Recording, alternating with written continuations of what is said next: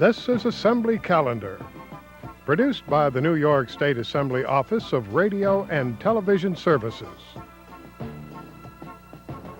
This program is broadcast as a public service report by this television station.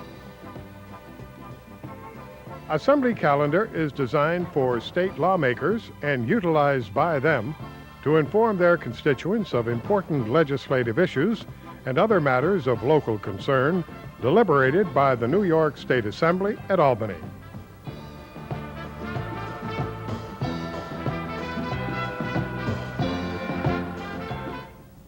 Hi, and welcome to Assembly Calendar. I'm Mike Friesen. With us for this program is Assemblyman Peter Sullivan of the 87th Assembly District. As always, we want to thank you for being with us.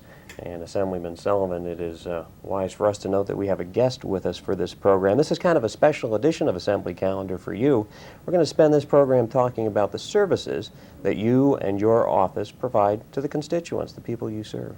Well, that's right, Mike. We have, of course, two offices, one in the state capitol, which has its primary focus on legislative activities, drafting bills, following issues that are coming up in the legislature that are important to the people that I represent. For example, school aid, the extent to which Governor Cuomo's school aid budget would just devastate the school districts that I represent.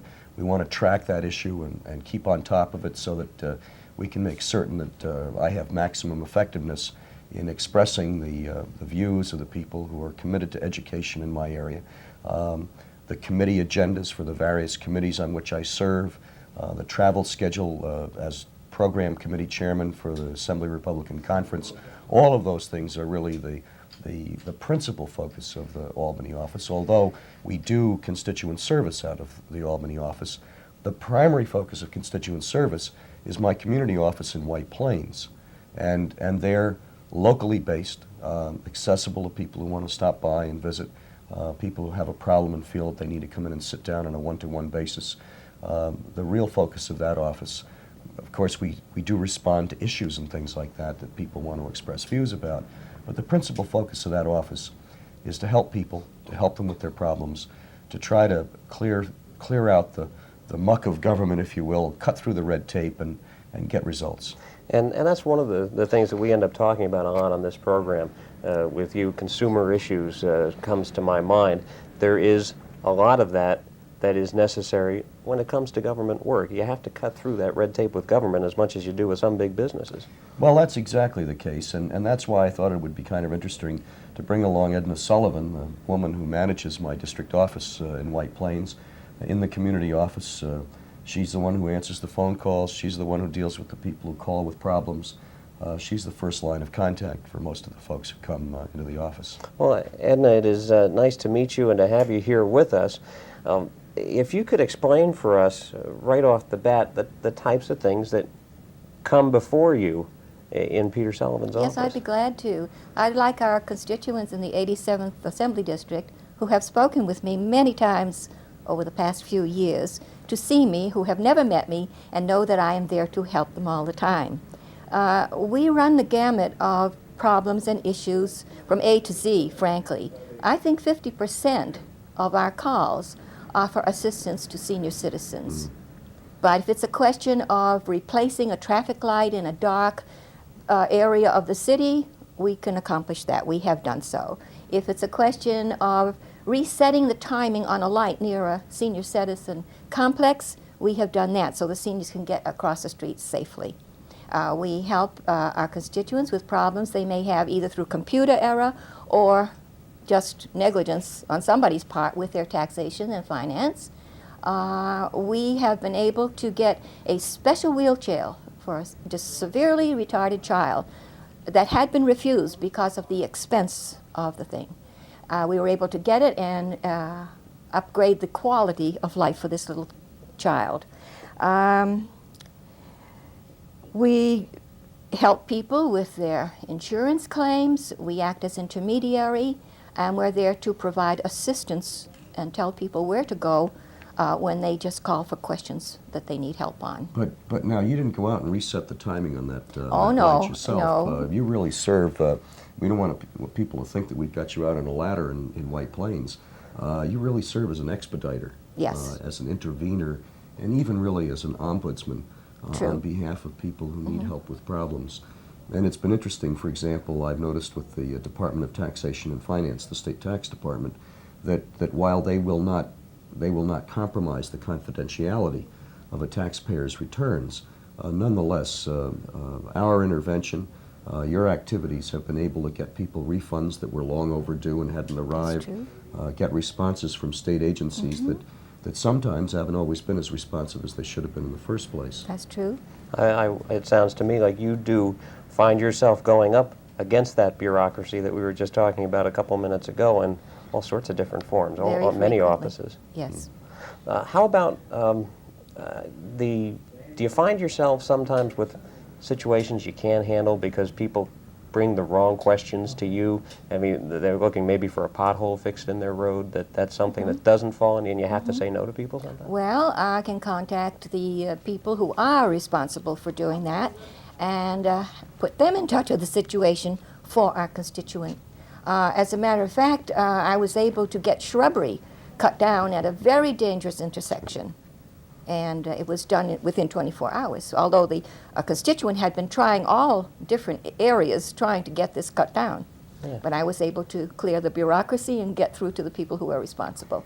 You know, and that's a good point, too, although we certainly encourage people to focus as much as possible when they call us on problems that are state-related, because after all, I am a state legislator and our office is a state office.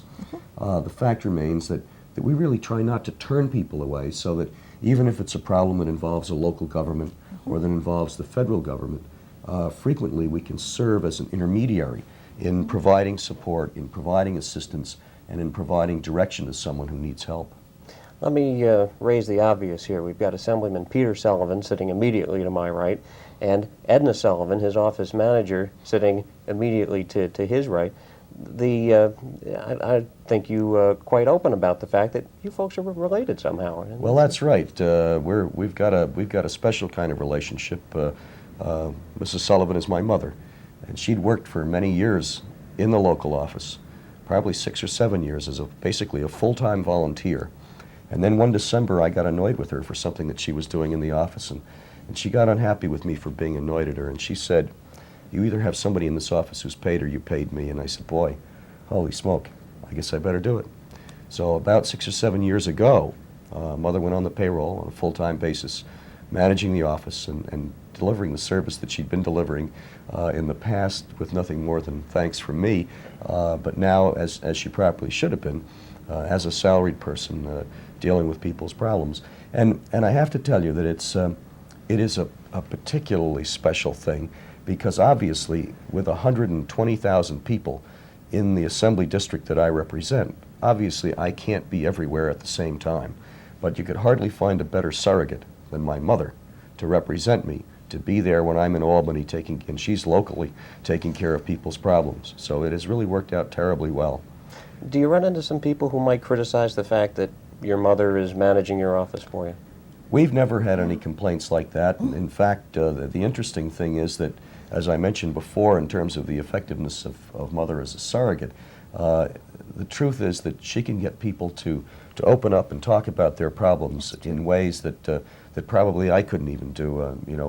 The ethnic jokes of all kinds about Irish and Jewish and Italian mothers are based on the fact that mothers are truly unique characters and truly unique figures. And so Mother's service in my office, I like to think, rather than being a negative in that respect, is a clear positive, because she has a special kind of empathy and compassion for people with problems, and heavens knows she's worked hard to keep me out of trouble over the years.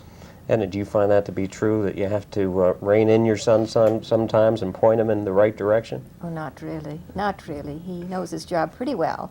And to get back to the fact that when Peter put me on the payroll, we announced it to the papers. Sullivan puts Mother on payroll. Yeah, and our constituents were shocked. They were calling, saying, because they had known me all these years, saying, "It's about time." Yeah, not only that, they made some remarks about how cheap I was for the amount of salary I was paying her. And actually, the way it was interesting, the way they ran the story at the time. I had said to the reporter who called about my press release, I said, look, she's worked as a volunteer in the office on a full-time basis for more than 6 years. How long can you take advantage of somebody, even if it is your mother?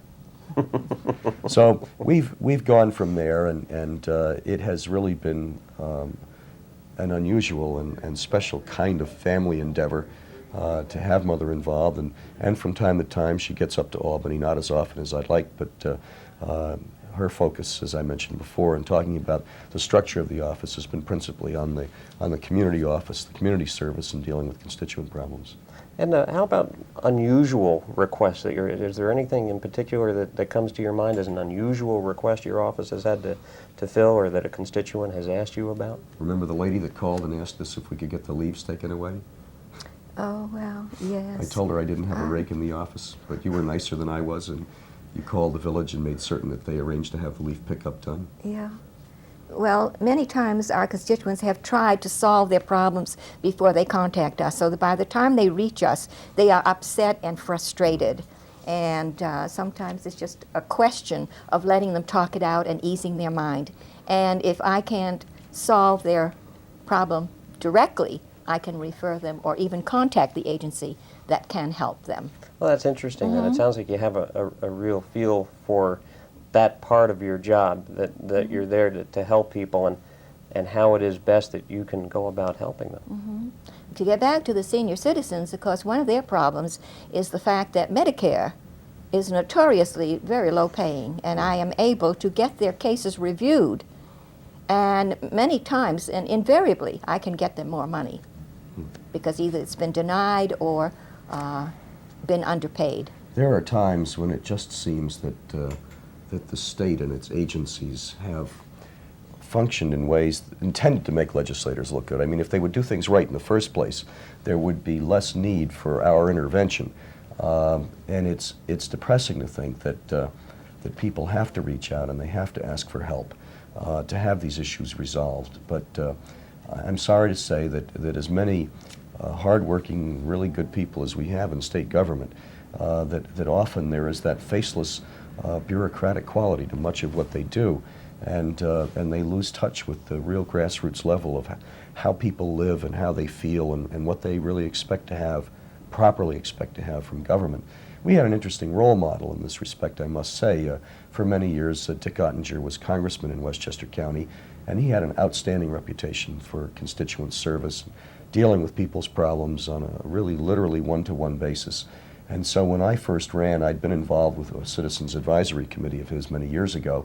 And so when I first ran for the Assembly, my view was a commitment to do exactly the same thing, to deliver service, because that is fundamentally the most important thing, that people want to feel that you care about them, you care about their problems, and that you're willing to get out there and help them.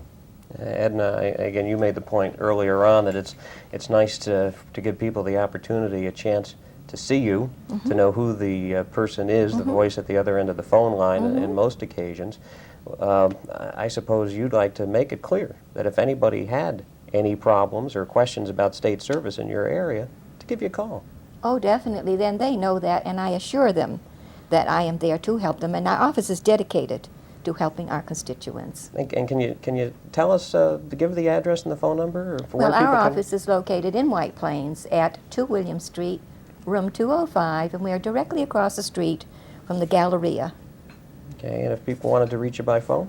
Our phone number is 914-948-6839. Okay, well, Edna Sullivan and Assemblyman Peter Sullivan. Thanks, Mom. Pleased to have you both with us today. And Peter, Thank we you. look It's been a forward, pleasure. We look forward to seeing you next time for our next edition of Assembly Calendar. And to you viewers out there, we hope to see you next time as well. You have been watching Assembly Calendar, produced especially for your state legislators. Assembly Calendar serves as a platform for them to discuss important local and legislative concerns deliberated by the New York State Assembly at Albany. Your state legislators welcome and encourage your comments and suggestions. Let them know you are interested. Write them at the Legislative Office Building, Albany, New York, 12248.